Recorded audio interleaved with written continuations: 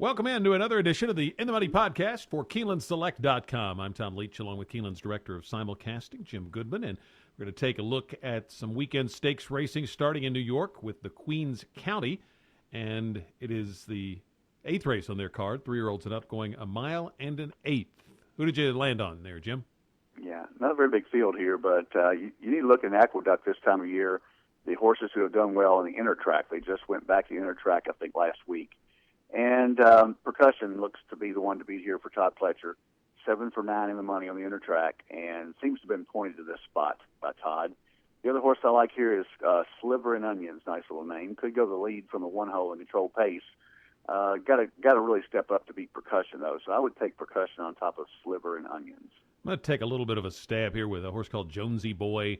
Just late in the year, I like the young horses that still have some upside, and as a 4-year-old, he might still have a little upside left. His first race off a year layoff was his best number.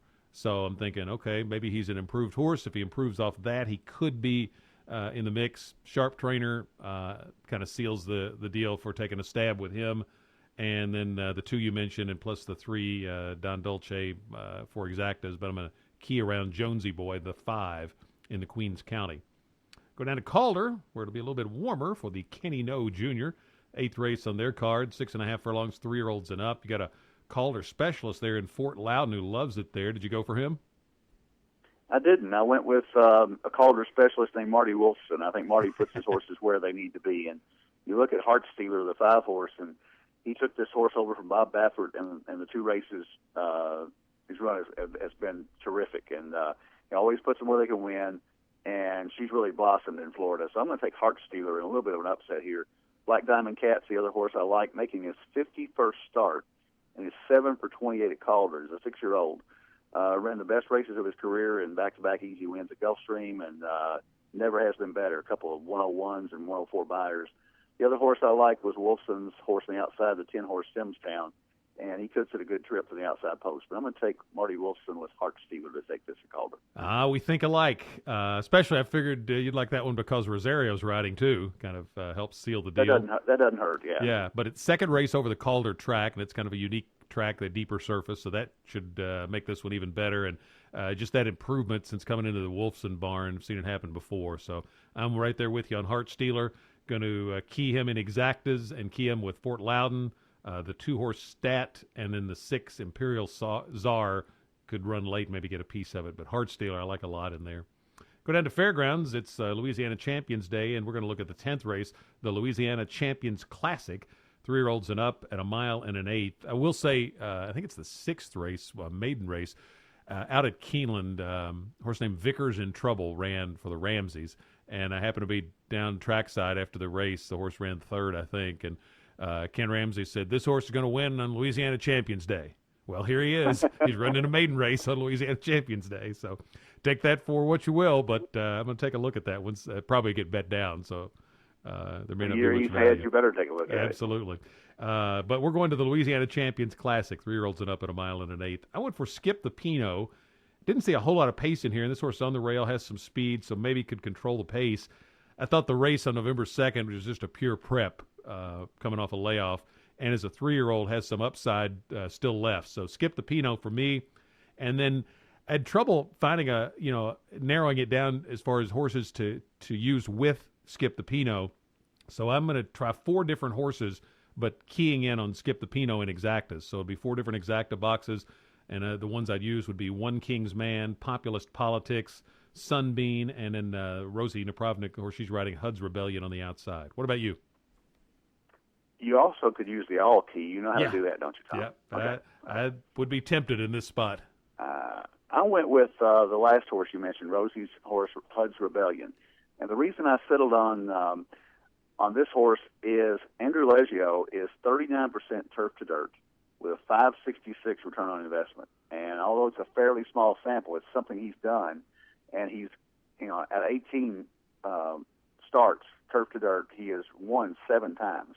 And a 566 ROI is incredible. So Rosie's on this horse at 6-1 from the outside, and the turf to dirt angle looks pretty good to me. And I'm gonna go with Hud's Rebellion with Sunbeam second. The other horse that intrigues me in here a little bit is Stream King, the 2-horse, who tries dirt after being incredibly successful on the turf. And there was another turf option in here, and they chose to put this horse on the dirt. Charlie Smith obviously sees something there that maybe you don't see in the past performances. But Stream King has been very impressive on the turf this year. So I would throw him in there just because they put him in this $150,000 spot. Hud's Rebellion on top for me, though. Let's go to Hollywood Park, nearing the end of their last ever race meet, and they've got 3 graded stakes races on the card for Saturday. The first one's early in the card, the 3rd race. It's the Grade 2 Hollywood Turf Cup. Short field in here. I'm going to try to upset the favorites, Temerain and Lucayan, with Segway, horse that's coming off only an allowance win, but that was his best buyer, and now Mandela moves him into a Grade 2 off that entry-level allowance win. So just off that bold move by Mandela, I'm going to take a shot with Segway and then key him with Temerain and Lucayan. What about you? We really did not speak before this podcast, but I'm going to take Segway as well. And my notes say that maybe the controlling speed stretching out from 1.25 miles to 1.5 miles. There's a big class jump coming from an optional claiming up to this graded stakes, but Mike Smith takes over. Temerain's a deserving favorite off a good effort in the Grade 1 Canadian International, but for a price, I think Segway is kind of a no-brainer here. I think he's got a shot with Mandela and Mike Smith, so I think you might get 5 or 6 to 1 on that horse, and I think it's a good bet. 7th race is the Grade 3 Native Diver, 3-year-olds and up at 1 mile and an 1/8, and I think Jerry Hollandover has 3 horses of the 9 in here. Did you pick one of those? Did you pick him? I got to figure out whether you pick him or not. Okay. I took a horse. Rousing Sermon looks to be in the best form with a great prep win over the race on 24th of November, but I'm actually going to go back with a horse that I picked in the Breeders' Cup Marathon, Blue Skies and Rainbows. Who was caught just before the wire. I took that horse that day, 7 to 1, and 2 for 5 on Hollywood Synthetic. So I think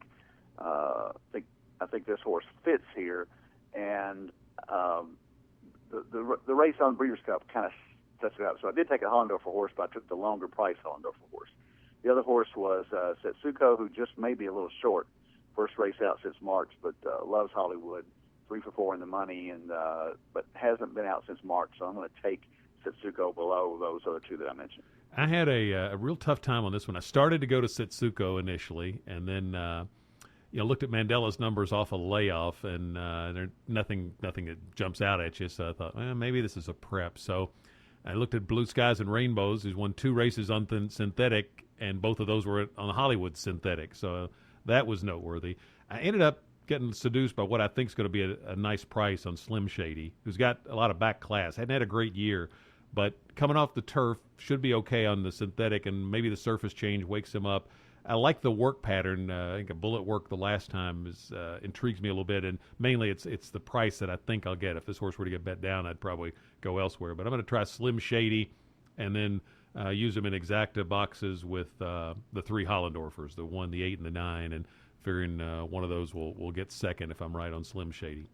9th race is the final Grade 1 ever at Hollywood Park. It's the Grade 1 Cash Call Futurity for 2-year-olds. You got Shared Belief in there, who's been a big buzz horse after his win. So did you go for that Hollendorfer? I did not. I went for a Baffert. Me too. I'm actually, when we're recording this, I'm in Tucson, Arizona at the Racing Symposium, and we had a seminar yesterday from one of the speakers was the Trackus president, and he showed the Trackus stats on the Breeders' Cup Juvenile, and Tappet Rich ran 57 feet further than his stablemate New Year's Day. That's a no-brainer for me. And he got beat 3 lengths. 57 feet is almost 6 lengths. So if you go back and look at Tappet Rich's tough trip in that race, it looks like he kind of flattened out, but he just did not have any room to go. I went back and watched the race. I'm going to take Tappet Rich on top here based on the fact that he could have been right with New Year's Day and possibly beaten him in the Breeders' Cup Juvenile. Based on Trackus, which is something that I put a lot of stake in. I think it's very good handicapping tool that a lot of people don't look at as closely as they should. Yeah, you get that option at Keeneland. You get that option at the Keeneland races. We've had Trackus for 6 years at Keeneland, and ever since we put in the Polytrack, and it's a great tool because sometimes you don't realize how much further those horses run than the eventual winner. Shared Belief ran a 99 buyer in the Hollywood Preview, and you've got to take him. And then the other horse that I caught, this is just a hunch bet. You got a horse named Kobe's Back running in here, and Kobe came back to the Lakers after an extended layoff a couple of days ago. So you got to throw Sadler's horse Kobe's Back in there. I took Tap It Rich too, thinking the price will be better than Shared Belief, and Tap It Rich was the hot horse after his maiden win going into the Breeders' Cup off just that maiden win less than a month before Breeders' Cup Day. He's got 2-turn experience, which I like, that Shared Belief doesn't have. And the workout pattern was of interest to me. I think the Trackus number is even more interesting, what you mentioned, but the workout pattern, Baffert horses usually work fast, and I don't know that I've ever seen Baffert work horses a mile. And this horse, 4 works back, had a sharp half mile. That's a typical Baffert, like second fastest of the day. But then the last 2 works are a mile. And when a sharp trainer does something just kind of a little unusual, that kind of always makes me intrigued. So Tap It Rich for me off all of that for the pick here.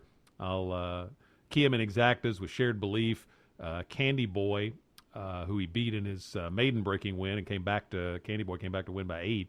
And then Rank Has Privileges, who made a big move down at Delta, and I thought was going to win the race, the jackpot down there, and just kind of flattened out off only a maiden win at Keeneland. So this is an ambitious move here for Kenny McPeak, but off a maiden win, went to the Delta jackpot, now going to a grade 1. So obviously they think very highly of this horse, but he's out in the 12 hole, which I don't like. So still just off that move that he made last time, that intrigues me enough at a price to throw him in. But Tap It Rich is the pick for me. Get a lot of good info out of the symposium?